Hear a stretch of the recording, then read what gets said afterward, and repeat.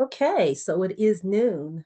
Welcome, colleagues, and thank you for participating in our third generative AI workshop series, When Code Meets Culture, Teaching Responsible AI in the Humanities. It is my distinct pleasure to introduce our speaker for this afternoon and her amazing background. Dr. Sheneese Thompson is an experienced lead professor with a demonstrated history of working in higher ed industry. She is skilled in areas such as student development, creative problem solving, and ways to increase student success. She's also an Adobe influencer in digital innovation and pedagogy. And she speaks on the national level on ways to integrate digital tools into into instruction. And she has her Doctor of Philosophy in African American Black Studies from the Ohio State University. She's currently serving as an associate professor of English and African American Afro Studies at Howard University. Please join me in welcoming our speaker for this afternoon, Dr. Sheneese Thompson. Thank you so much. I appreciate that. Sometimes people ask me to supply a bio, and I do, but can you send me that? That was better. So thank you so much for such a warm welcome, and I'm so happy to be back in Ram Country. So thank you for inviting me. I'm so glad to be here. So Cole meets culture, and I think there's a lot of different ways to discuss that. So I have a lot of different areas I want to touch on today. But I'm super excited to be talking to humanities faculty in particular, and engaging around how AI can function in the classroom or not, right? So let's get started. And please use the chat. This is a interactive conversation. This is not a lecture, and I'll talk more about that in a moment. So just briefly, what are we going to do here, right? I'm going to tell you a little bit about myself, which Dr. Leverett was very kind enough to do. I'm going to talk about what is generative AI in the first place. I think there's a lot of misconceptions about what the technology does, so I do want to start there.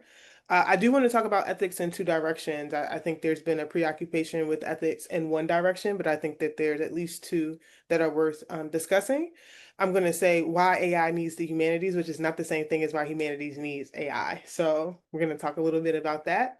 And then I'm going to talk about use cases and examples because I would love for you guys to be able to leave here with some things that you could do in your classroom immediately if that's what you wanted to do. I know that we're heading toward the end of the semester and we're not necessarily integrating new things now, but there may be some things that could be cool for what you're going to do in the spring. And then, of course, a bevy of resources, right? I want you to feel like you are well situated to do anything you would like to do in the context of your classroom um, as we leave our time together. So yes, please actively use the chat. I will be looking at it as I'm presenting. It's not a distraction to me. Pose your questions in real time, and I will absolutely have questions for you. And so let's get started.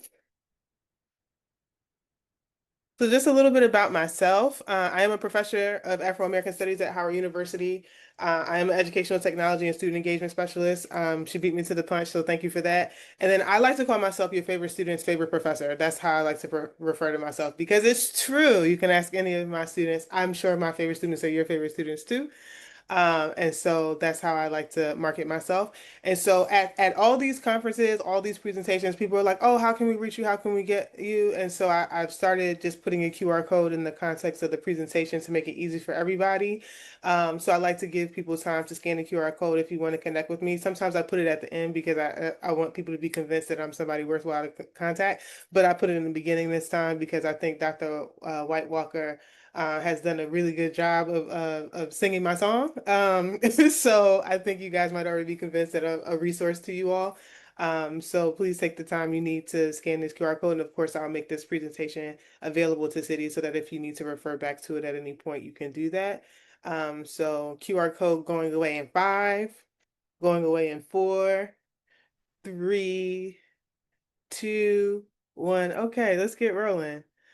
So, oh, look at that. Who's that? Oh, who's in that picture? Okay. So, what this isn't, it's not an infomercial about generative AI, right? So I engage the technology, I talk about the technology, I train that technology, but I'm not necessarily here to convince you that generative AI is what you should be doing in your classroom. I'm just here to talk about what is possible, right? So just know that. in terms of my positionality. And then it's also not a lecture. I'm not here to tell you what to do. I'm here to engage a conversation with you about what can be done. So it's a jumping off point, just as a baseline for everybody having the same understanding about what the technology does in the first place. It's an exploratory conversation with each other, and it's a sandbox. Let's play, right? I'm sure that you guys have so many innovative ideas about what you can do in your classroom, and then we can make some decisions about how AI can or cannot serve that. So I want to start the conversation by asking what have been your starting points or stopping points, right, in terms of integrating generative AI as a teaching tool in your practice. And so you can either raise your hand so that we can prompt you to unmute yourself, or you can use the chat. And because I've been teaching for a long time, I don't mind giving you some wait time.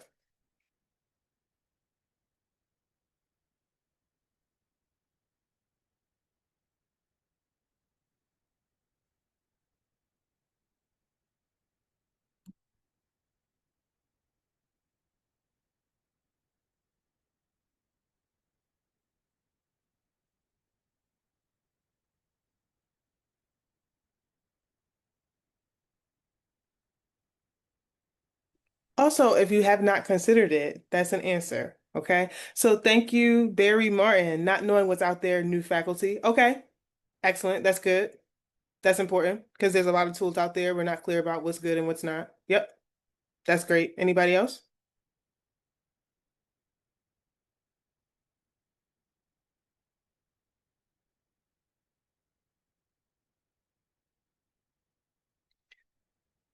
Oh, okay. Excellent. Feel free to share with us what you've done with that. Okay. I want students to still think and use their brains along with AI. Okay. Excellent. Thank you so much. This is awesome. So those are common things that I run into. One of the things that is tends to be the stopping point for faculty in general, regardless of what the technology is the not knowing of it all, right? And what I have found, I know City is doing a fantastic job, so shout out to the City team. But what I have found is that faculty have also not been given avenues of exploration to learn. And so people are feeling like they don't know what the technology is, they don't know what it does, but they're being asked to integrate it, but they haven't been trained. And so this it's a really interesting cycle of all these things that become stopping points for doing something new. So I'm glad that you all felt comfortable sharing these stopping points that you have had. And I'm hoping that by the end of this, I can clarify some of the things that are giving you pause.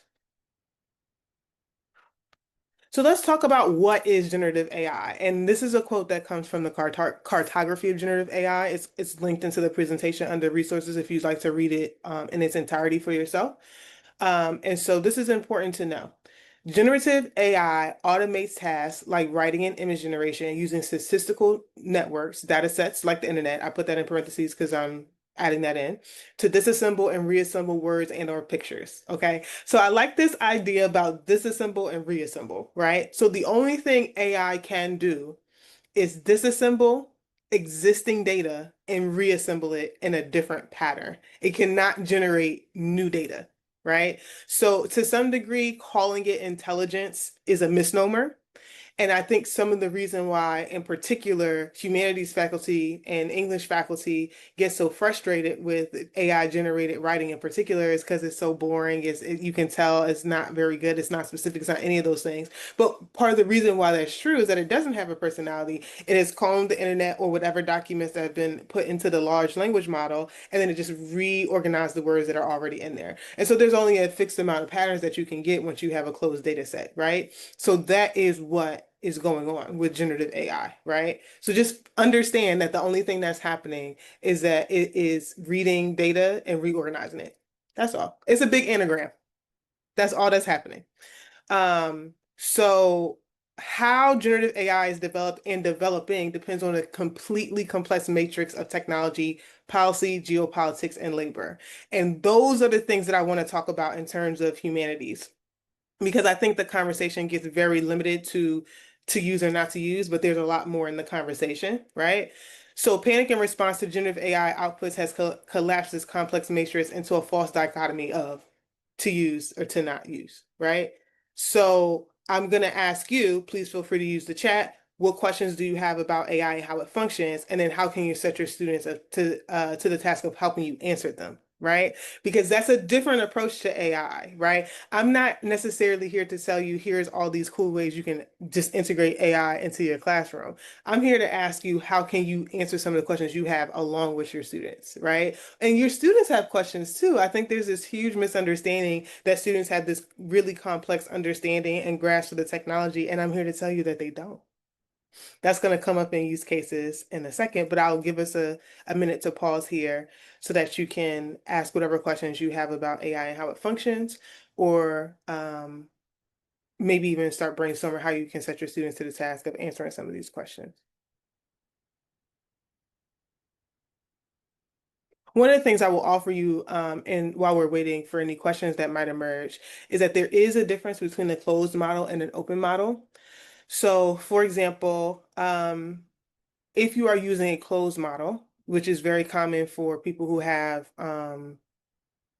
accounts with, like, so for example, OpenAI has made partnerships with various institutions of higher education, but in that sense, it is a closed model. So that model only has access to the information that it's been given, right? It's not combing the internet. It's not all the data that exists on the internet. It's just all the information within the system of a particular institution, right? For example, Indiana University has a partnership with OpenAI. So they don't have access to the larger OpenAI server. They have their own server, which is just for Indiana University, right? So one of the issues that's come up has been data security, right? So in the sense, one of the ways that institutions have decided to fight that problem is by creating closed models that are only accessible to people within a given network. And in this case, it means student, staff, faculty, and teachers, faculty, and administrators. Okay. Any questions or comments or things that people want to add before I move on?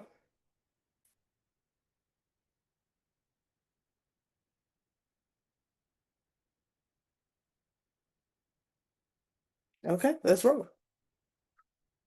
So ethics in two directions, right?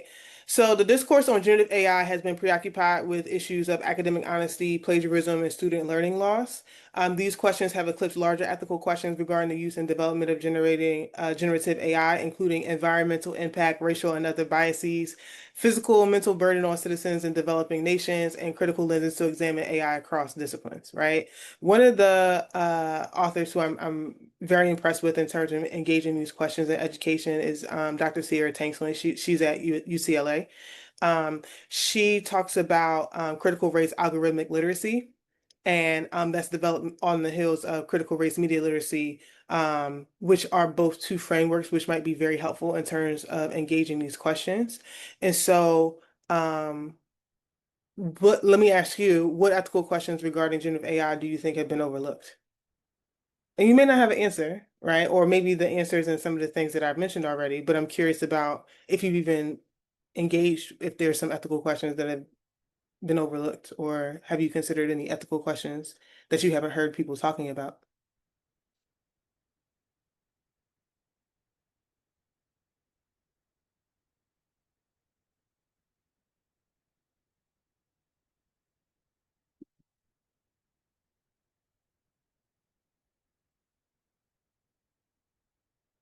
The idea of plagiarism. Okay. And you know what's interesting about this? I wonder so much about plagiarism as it pertains to generative AI, and one of the reasons why I say this, right? Because there's a lot of different ways for you to generate a paper using AI. So if you wrote a paper, let's just say you wrote a paper and you're not confident in the paper that you wrote, and you put that paper into AI and you ask it to generate a better paper, is it plagiarism if it's just rearranging words that you did in fact write? And I'm not asking it in a rhetorical way. I'm asking it honestly. And I would love to engage that question. If a student wrote a paper, put it into AI and asked that paper to revise it to make it better, is that plagiarism? No, that's editing. I'm good with that. Okay, good, good, good, good. Anybody else?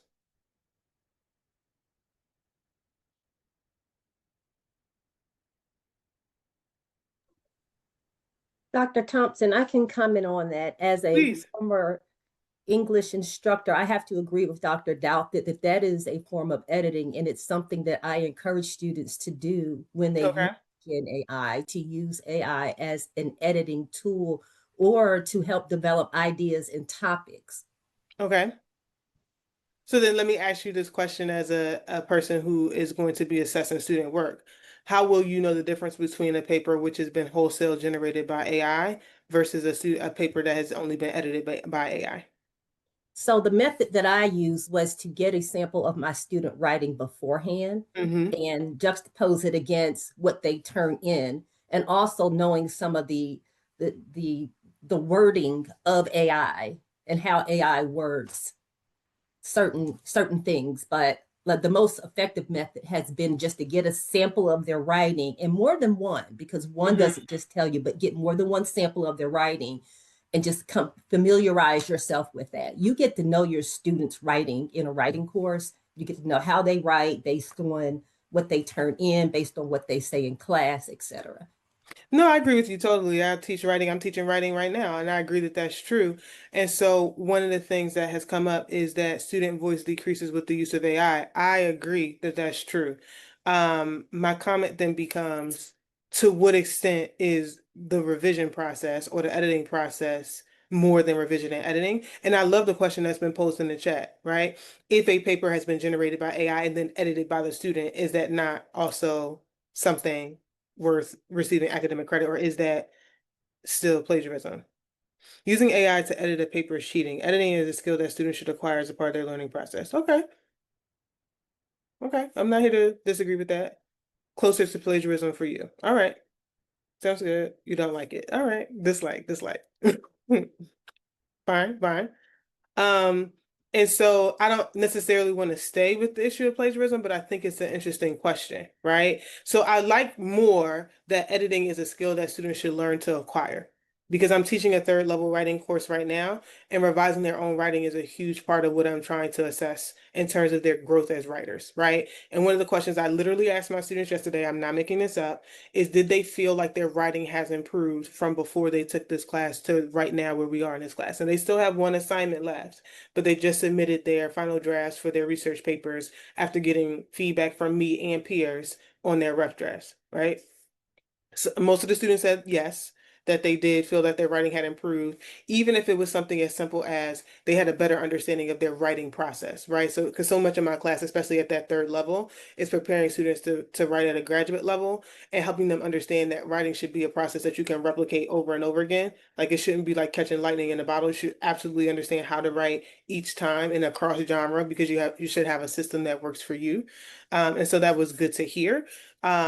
But I also told my students, and this is my position, I'm not foisting it upon you, I don't actually track AI in my class. I ask them what their goals are for the class, and if you tell me that your goal is to improve your writing, then I'm telling you that you probably shouldn't use AI, because it's going to work at cross purposes, right? But as somebody, I have some feelings about surveilling students in that way, so I do not, which is not necessarily, that's my own teaching pedagogy, and it's my own ethical compass. I'm not telling you that you shouldn't or that you're wrong for doing it. But what I have found is that when students say that their goal is to improve their own writing, I have seen less use cases of AI in that way. Um, and just curious, I just want to take a survey here. Could you please, if you are here, drop your discipline into the chat so I know who's here in terms of a distribution of disciplines. Um, and so, oh, music, that's wonderful. Okay, so Dr. White Walker has asked a fantastic question. How do we shift the learning for futuristic purposes to help faculty understand that AI is a partner now for learning? I'm going to talk about more about that in the use cases section. But I think it's a matter of understanding what AI does in the first place, right? So AI does not necessarily replace thinking. It can't, because it doesn't think. AI itself does not think, right? And so what's very interesting about this is I've heard faculty say, right? And this has been my experience. You guys can tell me if you've seen something different in your classrooms, right? And, I've been teaching in the higher education level for a decade now, right? And I was teaching K-12 before that. So my experience has always been that some small percentage of my students will cheat. And this is before AI, right? Some small percentage of my students will cheat. They will cheat how they cheat. They will copy somebody else's paper. They'll have somebody else write the paper. They'll pay for the paper, whatever. But some small percentage of my students are going to cheat. I have not found that there's been this uptick in cheating or academic dishonesty with the advent of AI in my classrooms. I have not found that that's true, right? It feels like if it was an uptick, it's marginal, and that the same students who were always doing the work are doing the work, and the students who were not doing the work are still not doing the work. So that has been my experience around it. So I think that if we can kind of assess in an honest way what students are doing with the tool in the first place, and like to what degree has there been some large adoption of the tool, that would, I think, help people understand about how they can use it as a tool to help do metacognition. And that's the thing that I want to talk about in terms of use cases. I think AI is a fantastic tool for metacognition, and I'll come to that in a minute. Okay, so we got music, nursing, chemistry, library, woo woo, sociology, medical laboratory science, Africana study. Come on, Africana studies and religion. I know that's right. Um, Education, physical therapy, social work. So we're all over the map here. Okay, excellent. Okay, let's move on. I love the conversation, by the way. So this is why I'm saying that AI needs the humanities, not that humanities needs the AI. It's two totally different things, right? Any meaningful regulations on generative AI will require humanities scholars to meaningfully engage with the technology and to be able to identify points of contention, right? So I think that the conversation has been predicated upon, are students going to be able to produce work? Are students going to be able to learn if they use AI? What about if they use AI specifically to figure out the bugs and they wrote a paper about the bugs in the AI? What if they did something which had nothing to do with whether or not they use AI to complete the assignment at all? Right? So that's the thing that I want people to understand, that there's a lot of different ways to engage AI in the classroom, which is not limited to do whether or not the students can use it or whether or not I used it, right? Training your students to be able to ask the hard and necessary questions about generative AI requires that they engage with the tools in good faith, right? So I'm not saying that you need to say, okay, in this paper, in this class, we're going to write a 10-page paper, research paper, which requires you to use archival resources as well as web resources, at least one book, and then two, let's just say, peer-reviewed journal articles. And I have banned the use of AI in my classroom. Maybe, perhaps. But that doesn't mean that you don't also get to engage AI in other ways, right? In the context. Let's say you have students write that paper and they submitted it, they didn't use any AI, right? And then we feed that paper into AI and then we tell that paper to revise it. And then we ask our students, did the AI do a good job with revision? Why or why not? And what would you have done differently in the revision process, right? So there's so many different ways to engage with it that is not limited to, can the students use it, yes or no, right? So meta-analysis, or like I said, metacognition of generative AI and its use cases will support the development of critical thinking skills for your students and prepare them to competitively enter the workforce. So I don't necessarily use AI in this way. So one of the use cases that I do in my class, for example, I teach a Black Experience in Film course. And one of the things that my students have to do in the context of this class is do a film pitch. And they have to sell me this movie as if I'm a producer and I'm going to green light this movie, yes or no. In the context of writing this or doing this film pitch, they have to do a deck, right? Slide deck. I asked them to use Adobe Express to do this. And so one of the components of their slide deck is that they have to do a character description. In the past, students have used photographs of existing actors that we would know or wouldn't know and cast them in the particular role to talk about this character so we get a physical idea of what these characters look like. With the advent of Adobe Firefly, which I think is the more ethical tool on the market, I've said if you want to use generative AI to generate your characters or your set or your scene, you can do that. I let students do that, and they just did their pitches 2 weeks ago. And of 8 groups that I had go, I think only 2 of them used generative AI to do it, right? And they have free range to do it if they wanted to. But they decided to use photographs off the internet and put together a mood board that was made of, they had these beautiful textures and color palettes, and it was wonderful. And they could use AI, and many of them just chose that they didn't want to do it because it would have taken them more time to use the AI to generate an image that they liked than to find one on the internet, right? So some of it is just even making sure that it's, once you give it the option, right? Students tend to play with it and decide that it's more trouble than it's worth. But when you ban it, it's like, oh, it must be something good, right? So let me go ahead and do it anyway because it must be something over here that they don't want me to do.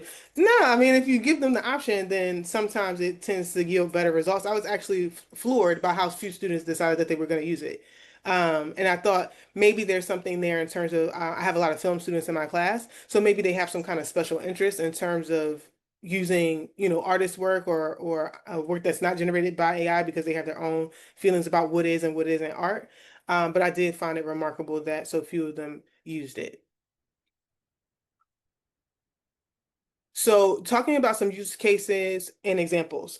One of the things that I want to share with you today is that there's an idea that your students know how to use computers, and I'm here to tell you that they don't. They know how to use tablets, and that's very different technology. So, I spent in my third year writing class with juniors a huge portion of the time teaching them how to use Microsoft Word and how to format footnotes because they don't use Microsoft Word, they use Google Docs, right? And so I want everybody to understand that the students do not have some kind of comprehensive understanding of the technology that is far and exceeds your understanding of the technology. They don't. And so one of the things that you should know is that AI is very much like a calculator in the sense that it is only as good as you prompt it, right? So if you have a student that is submitting C work, the likelihood that you still get C work from that student if they prompt the AI is pretty high because they can only prompt it at that level. You're not going to have a C student prompt AI to get an A paper. It isn't going to happen, right? So one of the things that you can do is teach effective prompting. Let me explain, especially for those of you who are in composition. When I was teaching 101 and 102, one of the things that I found that my students really struggled with was being specific. I'm not sure what that was about, but if they were writing a paper, and I know that you may have had this experience, they would always say something is like something else, right? It's like I know what I'm trying to say, but I can't explain it. Those kind of things that will come up in the context of writing or speaking. And so if you have a student prompt AI, you can do text to image or you can do text to text.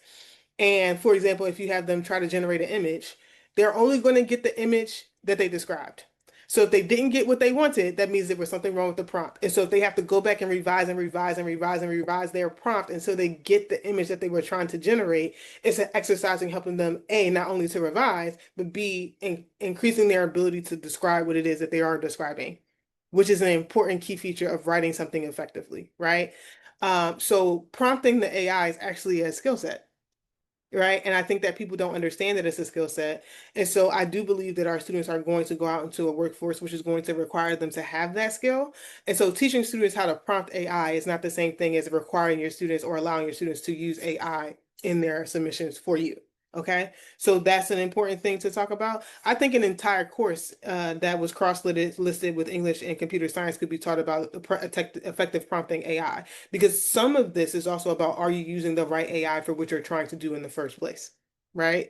So understanding the tool in the first place and how to use it, I think could be a course all its own. But I would encourage some of you to think through what might it look like to teach students to effectively prompt the machine to do what you're asking it to do, and how that can engage the students in still learning the skills that you're trying to get them to understand. So as I mentioned before, revising AI generated papers. When I was teaching 101 and 102, they were large section courses.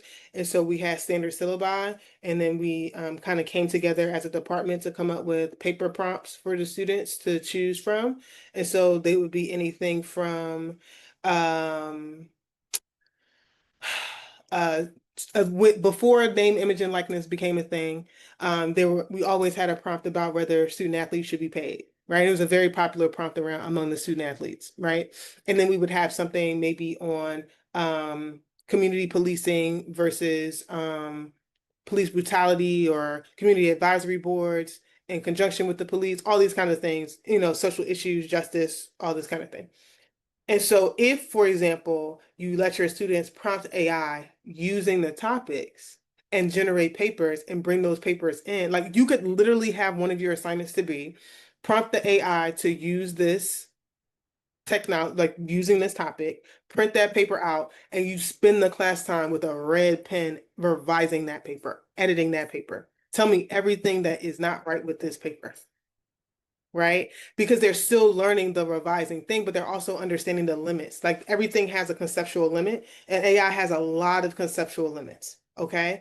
So there's so many different things that you can do in the context of revising AI generated papers that again doesn't put you in the ethical dilemma of, am I encouraging my students to engage in plagiarism? Um, So assignments that ask your students to do a comparative analysis on the history policy developments around new technologies. That's important, right? So I didn't see anybody who was here in history and government, right? But one of the things that's very important, and it's certainly important from a Black Studies perspective, is that AI is not being regulated. In fact, they're doing all the things that they can do to not regulate AI. And so it's important to be asking your students, okay, when is the last time we had a new technology like this, and what happened in terms of regulation and policy, and what happened to human beings as a result? So that's important, right? So there's a way again for you to still be engaging with AI, which is not the same thing as using AI. So I hope that that's helpful for those of you who are doing anything around policy. Um, Giving students prompts that require them to write about the benefit and limitations of generative AI on their own, you might be surprised to find that some of your students have really strong feelings about it, right?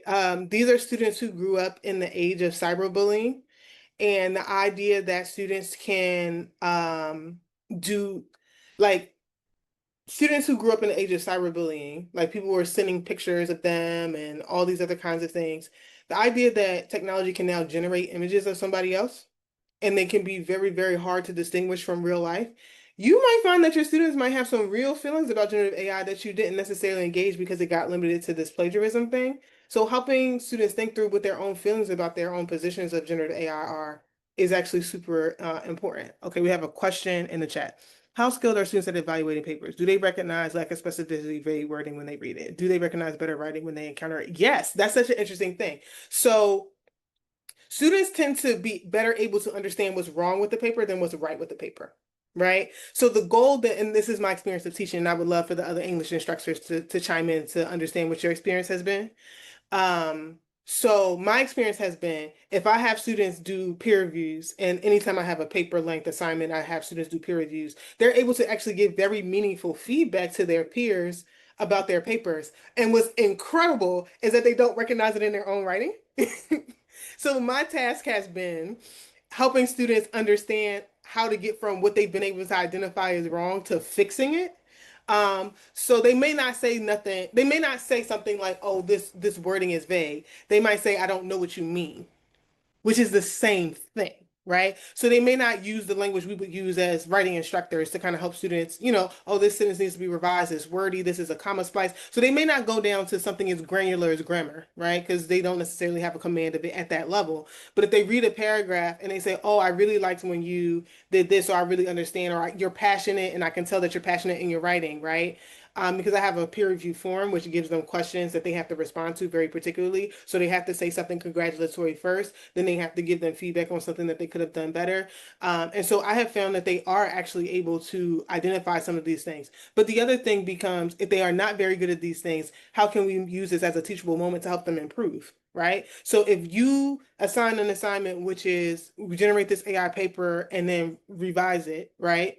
And you grade them based on their revising, and then you revise that paper and you go through every section and talk about what needed work, right? Isn't that an opportunity for students to do it? And could you do it as a pre-test and a post-test, right? Could you do that in the start of the semester to see what students are able to identify as good or meritable about the paper and things that need work, and then do it again at the end of the semester to see if they come up with something different, right? So I think that that might be something to bridge the gap between what students are able to assess and what they're not.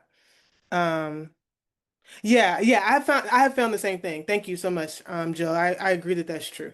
Especially if they have a rubric, or it's very rare to do with students, but if you do something like grade norming as an exercise, like what is an example of an A paper? So what tends to happen, even though it's not the same thing as grade norming, and I'm not sure if you guys still do things like this, but one of the things that used to happen, especially when I was in K-12, is students would want a complete example of work. Right. So if I assigned an assignment, let's say, for example, right, if I assigned the film pitch, students would want an example of a film pitch, right? So I don't know if you have provided complete student work examples to your students in other capacities or not. However, that's another way to kind of get to the idea of this is an A paper and here's why. And then set them off to the races of evaluating other work to be like, where does this line up in conjunction with what we already agreed was an A paper? I hope that's helpful and answered your question. Um, examine current policy failures regulating AI, right? So that's going to require research and reading, and they have to read the policies that exist or the policies that don't exist. I think we had some folks here because I don't know if this is true on your campus. I have found that, and I teach everybody across campus. Psych is, I think, our largest major, which is followed, I think, by computer science and then business. And then what I also know is that like there's this huge population of our students who are wanting to go into law. And so I don't know if that's true on your campus in terms of the distribution of majors and student interests. Um, but I think the policy failures is a very interesting thing. And I think students could be very interested in that depending on what they ultimately want to do with themselves. The lawyers are very interested in policy, I have found. And then also too, right? Policy failures are huge. I'll talk about this in a minute when I go through the resources. But one of the issues around bias in AI is not just the fact that, for example, people talked about Grok being racist, right? This is the AI tool on X.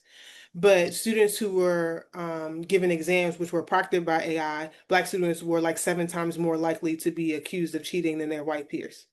And the AI is not able to pick up their facial features, all these other things that are bugs in the AI because the AI has not been trained on Black people. So if we're talking to students who have already been engaging with AI in some capacity in their educational experience, it may have been an antagonism.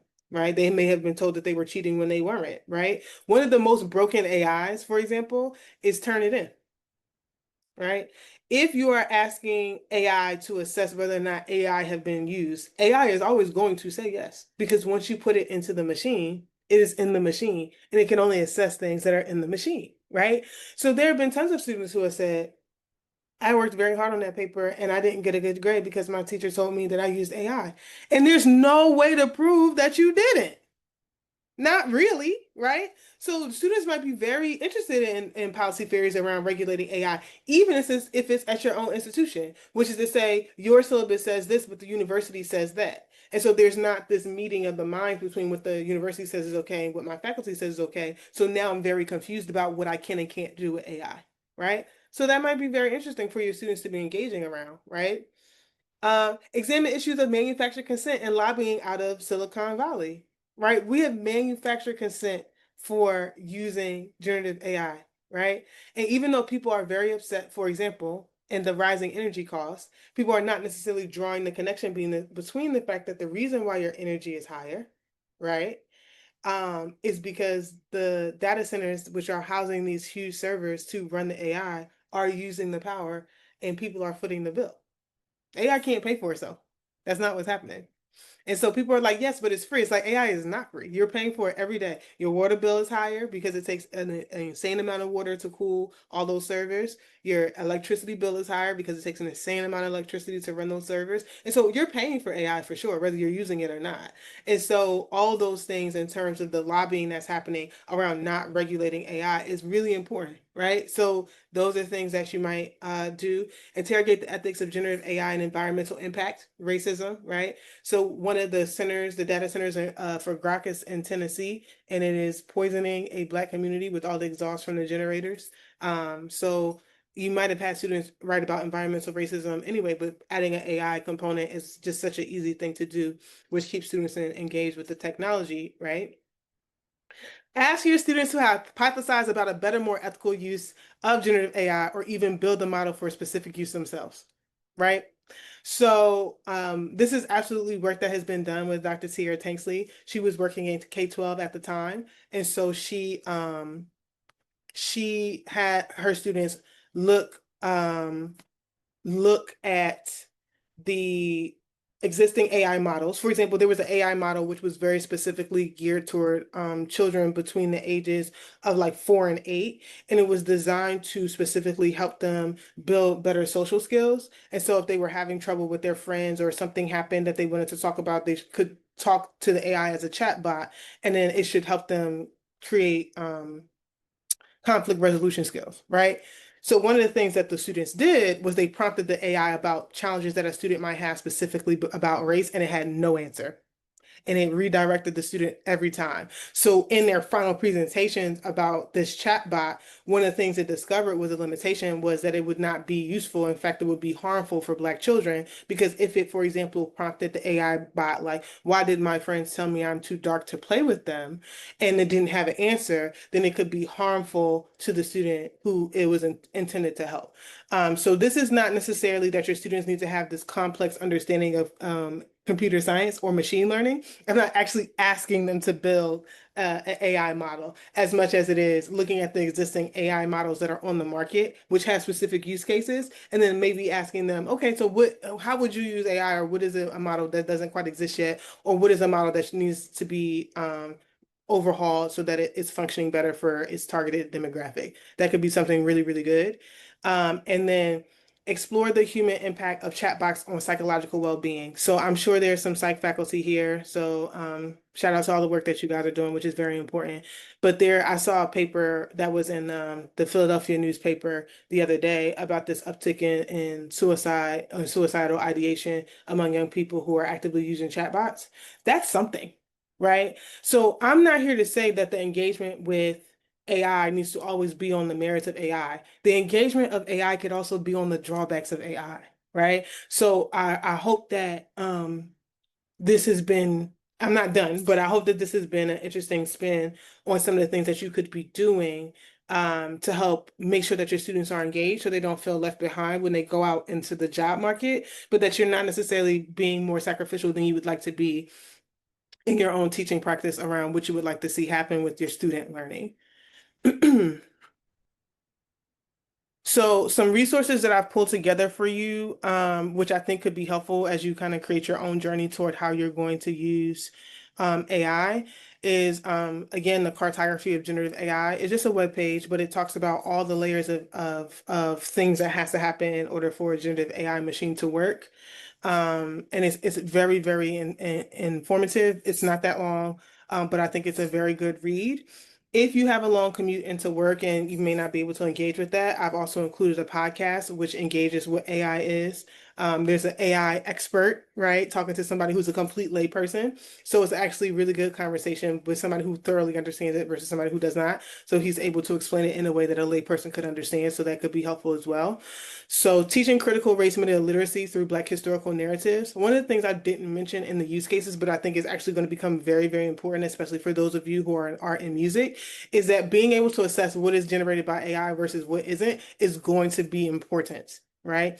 We are already in the phase where being able to identify a AI generated image or AI generated audio or even AI generated videos being hard. It's harder and harder to detect which is which, right? So yes, that's true. Absolutely. I'm seeing that in the chat. That's absolutely true.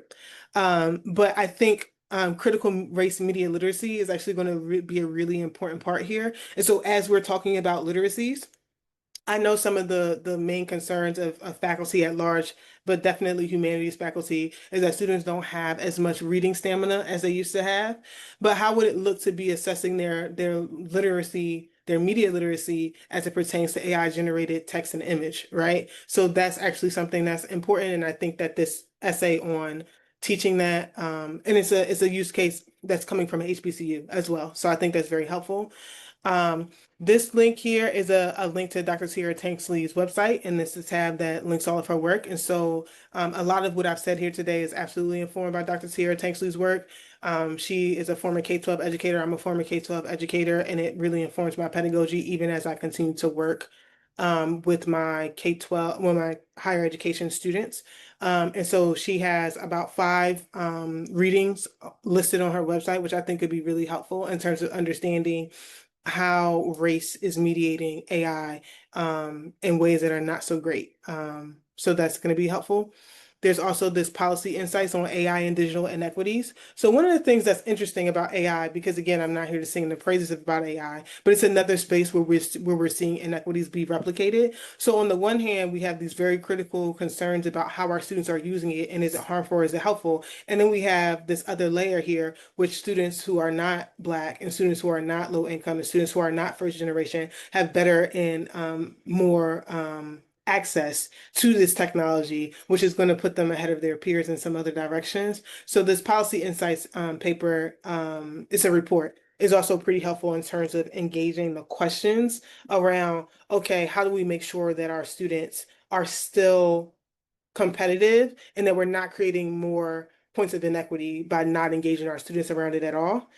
Um, there's this UCLA AI toolkit for the humanities classroom, which I thought was actually very helpful. As well, it's got little things that you could do in terms of lesson planning and other project-based learning things that you could do. And I think project-based learning is actually the answer, particularly in the AI classroom. I think I mean, in the humanities classroom, I think that when we limit it to papers and writing, it gets kind of tricky about how we're going to do this. But I think that in terms of project-based learning, especially if we want to keep critical thinking and creativity and student cognition at the center, I think that's a better way to kind of integrate it into the classroom. Building a culture for generative AI literacy and language, literature, and writing is also a fantastic toolkit because I figured I would have some English faculty here. Building AI literacy for humanities students, again, coming back to this literacy piece, students need to understand what they're seeing and what they're looking at. Um, and then evaluating AI assisted creative ideation. So this goes back to this idea of AI assisted versus cheating, right? So I think we all agreed at the beginning, or at least most of us agreed at the beginning, that a student who created something and then put it into the AI to have it help it revise was not cheating. So there's some tools here for how am I assessing AI assisted work. So that's helpful. And then, excuse me, teaching artificial intelligence, exploring new frontiers for learning is also another idea about teaching artificial intelligence in the first place, just to have a base level understanding of what it is. And so those are some resources I pulled together for you, which I hope are helpful.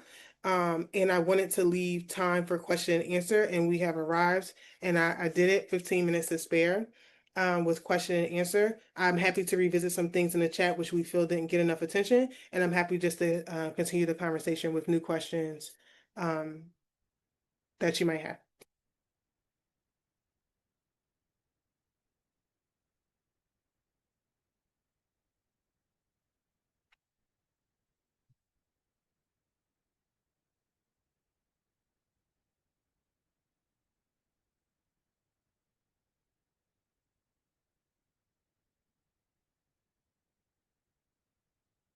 So I have Hi. okay. I had a question. This is Jill. So I'm in chemistry, and I know that in the sciences we have students write a lot of papers. So why is this named the humanities? I'm not trying to poke at anybody or anything. I just wanted to know why it was humanity specific. My understanding is that the faculty in the humanities felt that there was a huge STEM focus on issues regarding AI and that the humanities needed something a little bit more specific in terms of a difference in use case. Okay. But I'm sure lab reports, right? And I'm not sure. You would have to tell me, are you seeing an uptick in AI usage in the lab reports that students are writing or the kind of writing that you're asking your chemistry students to do? But I asked my students to use AI. I Oh, asked okay. my students to use it. So I have students write proposals. So I'm Sure. teaching the upper level students. And then Mm-hmm. sometimes we have them writing papers on a specific topic, do a review, things like that. So um you're and when they have to write their own proposal, they can't just get that because they have that comes from your own creativity, and Sure. there's more that goes into it. I'm not saying they can't use AI to cheat on it. I'm just saying with all of the papers that we asked them to write, that um, I think a lot of the STEM faculty would have appreciated some of the things being said. And like I said, I'm not dinging anybody or anything like that. I can Um, address it, Dr. I P. see. I just put Oh, a you put it in the response chat. in the Mm-hmm. chat, but I'll address it openly. This is Wanda in City. So we have an entire series, as you may know. It started in September and it's going all the way through April. So we've had a variation of topics. And this particular topic just happened to focus specifically on the humanities because our humanities faculty have had a lot of questions and concerns about the ethics and some of the things Dr. Thompson talked about. But it's in general, welcome to everyone. But this particular session was deemed humanities, but all the others are pretty much broader. But what Dr. Thompson gave, I think, can be applicable to all other fields. And the humanities professors, they could just ask me. I know everything. You sure do, Dr. Keith. I love it. I'm just kidding. I hope to be there in December. I don't know which day of December. But yeah, no, I was just wondering why. That's all. It's just a curiosity question. But I enjoyed the session. It's good. Oh, I'm so glad. I'm glad that it was helpful. And I'm glad that you found here a broad too, use so. case. Huh? Say again? Nursing is here as well. Okay, shout out nursing. Yes, I'm from nursing. So that was good. Fantastic. Okay, so for those of you who are asking for the QR code, yes, absolutely glad to have done that. Okay, any other questions?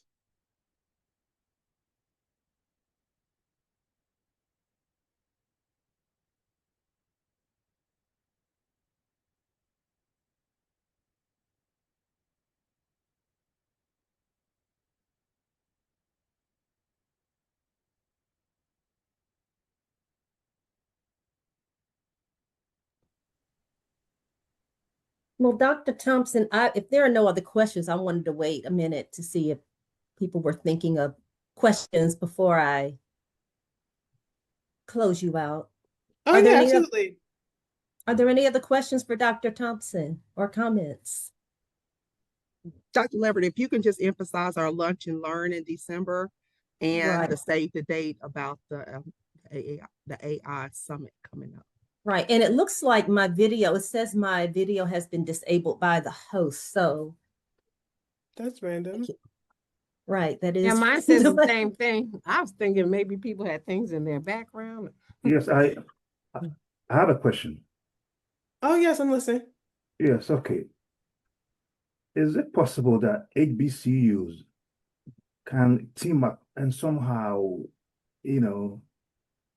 leverage this whole field, can maybe sort of come up with parameters of how we want the AI to operate on our campus?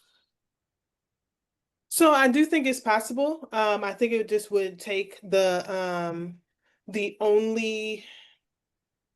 it would take the decision makers at the institutions to do that, right? And so some institutions have put together AI councils, some of them have AI centers, some have done nothing.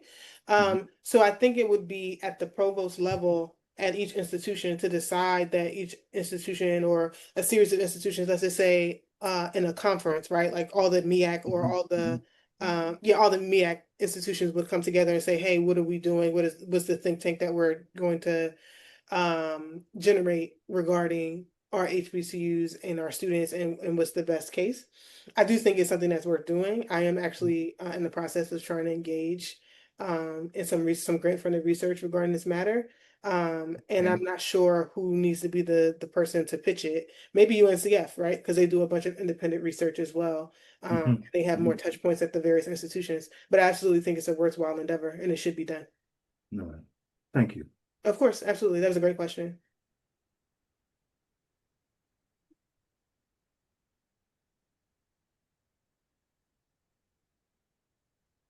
Colleagues, we have about 7 more minutes. Are there any other questions for Dr. Thompson?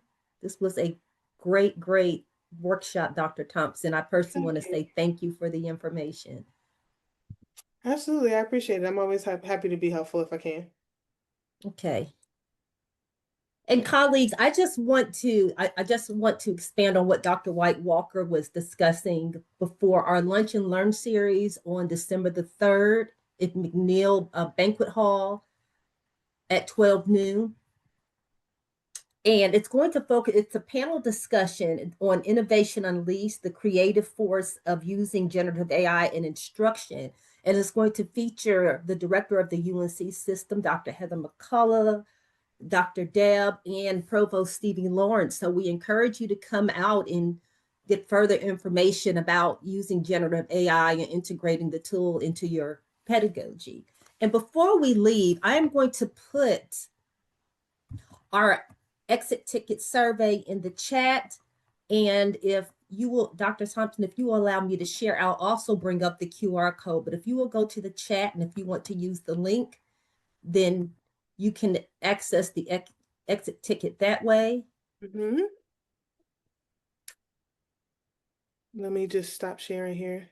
Yes, please, you will. Thank you so much.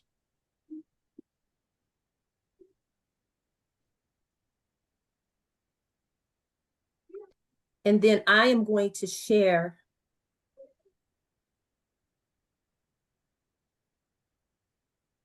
the QR code and the link. And so if you want to aim your mobile device there and access the exit ticket that way, we would be most appreciative for you filling out that form for us.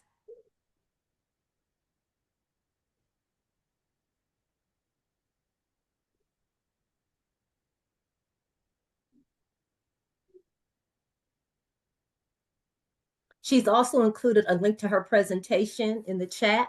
And so if you want to go to the chat, access that, save it to favorites. And also, we will have this recording available for you on our city YouTube page, and it will also appear in your November issue of City Beat. I'd like to take the time to thank Dr. Leverett, Dr. White Walker, and the city team for inviting me to come, and then thank all of you for your attention and your thoughtful questions and engagement with my presentation. So I really appreciate your time.